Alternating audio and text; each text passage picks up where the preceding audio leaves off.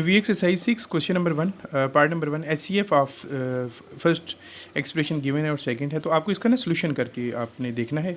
तो पहले हम इसके फैक्टर्स बना लेंगे और जो कॉमन होगा वो हमारा आंसर होगा। तो इसमें मैं पहले इसको फैक्टर्स बना लेता हूँ इसके। ये जो फर्स्ट एक्सप्रेशन हमें गिवन है पी क्यू यहाँ पे बेशक पूरा क्वेश्चन इसको बना लें। फैक्टर्स ऑफ आप लिखें P Q minus P Q. तो इसमें से पहले आप कॉमन लेंगे तो आपको नज़र आ रहा होगा कि दोनों में p है, एक में p3 है और एक p1 है। तो p आप कॉमन ले लेंगे इसकी पावर, फिर q पावर 1 और q पावर 3 है तो ऑफ कोर्स लीस्ट पावर को कॉमन लेंगे। तो इस वैल्यू में हमारे पास p स्केयर आ जाएगा माइनस यहाँ पे हमारे पास q स्केयर आ जाएगा। और अल्टीमेटली ये हमारे पास P Q into P square minus Q square पे formula A square minus B square apply करेंगे तो उसके accordingly P plus Q into P minus Q आ जाएगा। अब हमें सेकंड के फैक्टर्स बनाने हैं। यहाँ पे मैं सेकंड के फैक्टर्स भी बना देता हूँ आपको। Factors of p5 Q square, उसके बाद माइनस पी स्केयर q5, इसके फैक्टर्स बनाते हैं। इनमें से भी कॉमन आ रहा है, एक तरफ p पावर 5 है एक तरफ p स्केयर है। तो p स्केयर आप कॉमन लेंगे लीस्ट पावर को, q स्केयर और q5 में से q स्केयर कॉमन आ जाएगा। ब्रैकेट में P Q minus Q cube आ जाएगा। पी स्केयर क्यू स्केयर को दो दफ़ा आप लिख सकते हैं, P Q into P Q, और P Q minus Q Q पे आपने 4.2 में क्यूब का फार्मूला पड़ा हुआ है वो हम अप्लाई करेंगे ए क्यू माइनस बी क्यूब का। तो उसके मुताबिक ये P minus Q into P square plus P Q और प्लस क्यू स्केयर आ जाएगा। अब ये दोनों आंसर्स हैं हमारे पास ये वाले, इन दोनों में से हम HCF फाइंड कर लेते हैं। तो आप देख रहे होंगे कि एक तो पी आ रहा है कॉमन, ये वाला इसमें है, ये p लिख देंगे, और एक q है जो दोनों में कॉमन आ रहा है तो आप q भी लिखेंगे।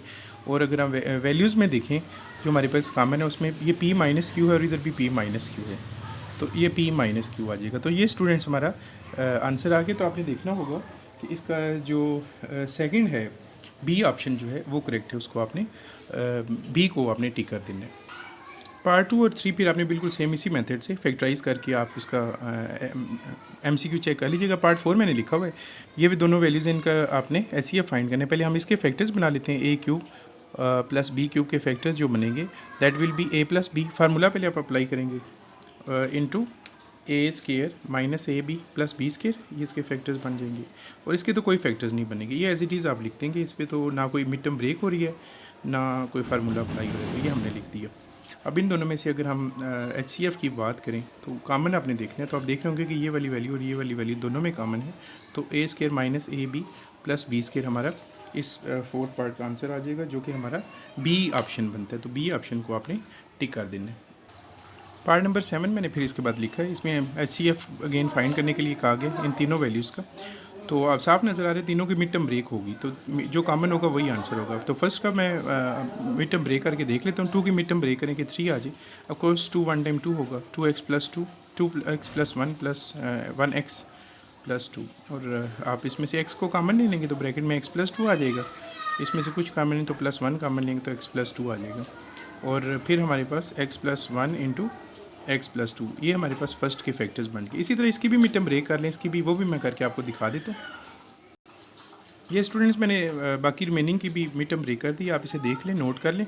और इनके तीनों का आंसर्स को स्टार लगाया तो इसमें से मुझे देखना है कि कॉमन कौन सा आ रहा है। तो ऑफ कोर्स x प्लस 1 मुझे नज़र आ रहा है, जो फर्स्ट एक्सप्रेशन के आंसर में भी है, सेकंड के भी है और थर्ड के भी है। तो मेरा HCF जो बनेगा इस पार्ट का, पार्ट नंबर 7 का, वो x प्लस 1 है। तो इसे आप नोट कर लें, इसे देख लें आप।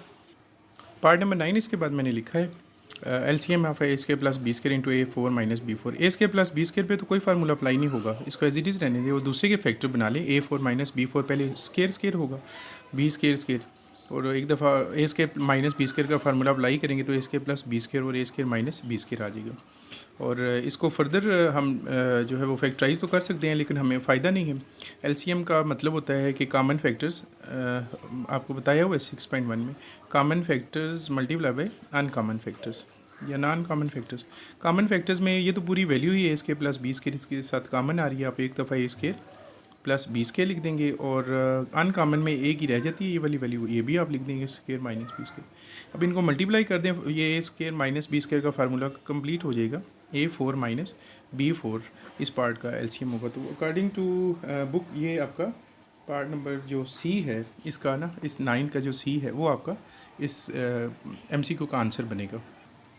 उसके बाद स्टूडेंट पार्ट नंबर 12 जो है वो मैंने लिखा हुआ है सिंप्लीफाई, क्वेश्चन आपको गिवन है 12 पार्ट आप देख लीजिएगा क्वेश्चन नंबर 1 का। तो अब मैंने 14 की मिड टर्म ब्रेक की है, ये आप देख लीजिए।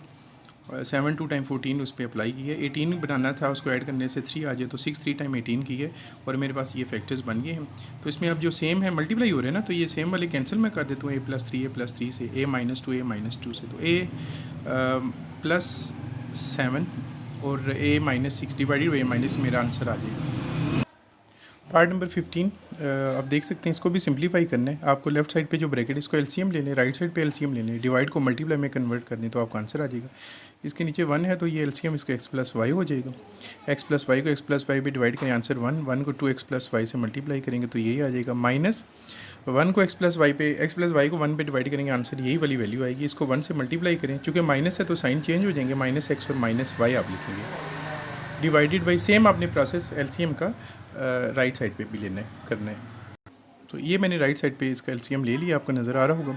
इसमें आप देख लें 2x -x ये दोनों ऐड होके x हो जाएगा और y और -y ये दोनों कैंसिल हो जाएंगे तो x ही रहेगी। डिनोमिनेटर में x+y आ जाएगा। डिवाइड को मल्टीप्लाई में चेंज कर दें किस टाइम में, और x+y की वैल्यू को ऊपर ले जाएं। पहले आप x+y लिख लें और इसका जो आंसर आएगा वो डिनोमिनेटर में आप लिख दें, नीचे लिख दें आप। चूँकि x और -x कैंसिल हो जाएंगे तो आपके पास y डिनोमिनेटर में आ जाएगा। तो x+y और x+y कैंसिल हो जाएंगे और हमारे पास आंसर आ गया x/y। तो ये देख लें आप कौन सा ऑप्शन बनता है जी। ये मेरे पास बन गया ऑप्शन नंबर डी, इसका जो है ना, डी को आप टिक कर दीजिएगा। फिर पार्ट नंबर 16 मैंने लिखा हुआ है, what should be added to complete the square. x4 + 64 है, इसको कंप्लीट स्क्वायर करना है। तो ये आपका असल में a स्क्वायर को रिप्रेजेंट कर रहा है और ये 2ab है। b मिसिंग है और b ही हमारा पार्ट होगा, b ही हमने फाइंड करना है। तो x4 को आप लिखेंगे x² का होल स्क्वायर +2 × a की जगह तो यही आ जाएगी ना वैल्यू x²। b नहीं है तो खाली छोड़ दें, प्लस b² वो भी नहीं है, ऑफ कोर्स यहाँ पे जो b आएगा वही तो उसमें आएगा, तो इसको आप रहने दें। अब ये 2x² है और ये आपके पास जो है वो 64 बन रहे।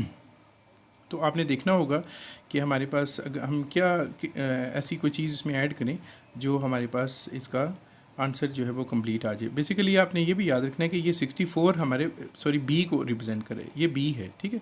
तो x² हो गया, ये भी हो गया और 64 बना 8 और ये 8 ये हो गया ना। 8 का स्क्वायर करने से ये 64 आ रहा है और ये x4 आ रहा है, तो ये इन दोनों को मल्टीप्लाई करें तो 8 2 टाइम यही वाली वैल्यू हमारे पास मिसिंग है। तो हमने इसमें से बेसिकली 2ab को फाइंड करना था, b तो ऑलरेडी गिवन है, तो ये वैल्यू हमें गिवन है, ये भी वैल्यू हमें ऑलरेडी गिवन है, तो ये चीज़ मिसिंग थी। तो इस दोनों को मल्टीप्लाई करें तो ये बन गया 8 2 टाइम 16x²। तो ये फिर आप देख लें कि जो ऑप्शन आपका इसको रिप्रेजेंट कर रहा होगा, यानी कि सी वाला जो है वो आपका आंसर होगा इस क्वेश्चन का। लास्ट पार्ट मैंने लिख दी x4 + 1/x4 + 2, इसका आपको कह रहा है स्क्वायर रूट फाइंड करना है। पहले से होल स्क्वायर बनाएंगे, ऑफ कोर्स देखना है ये किसका होल स्क्वायर बन रहा है। x² होल स्क्वायर प्लस 1 ये x4 बनेगा x² का होल स्क्वायर +2 × a b लिखने की ज़रूरत नहीं है, ऑफ कोर्स ये हमारे a b x² और 1/x² कैंसिल हो जाएंगे। तो ये कंप्लीट जब हम करेंगे तो ये बन गया फर्स्ट वैल्यू x² जिसका स्क्वायर है plus second value 1/x² whole square. तो ये कंप्लीट इसका फार्मूला यहाँ पे हो चुके हैं। तो अब इसका टेकिंग स्क्वायर रूट कर लें आप, स्क्वायर एंड रूट कैंसिल हो जाएंगे, तो प्लस माइनस में आप लिख सकते हैं x² + 1/x²। तो ये इसका आंसर आ गया, इसे नोट कर लें आप। और बाकी पार्ट जो मैंने यहाँ पे नहीं किए वो आपने होमवर्क में खुद करने हैं।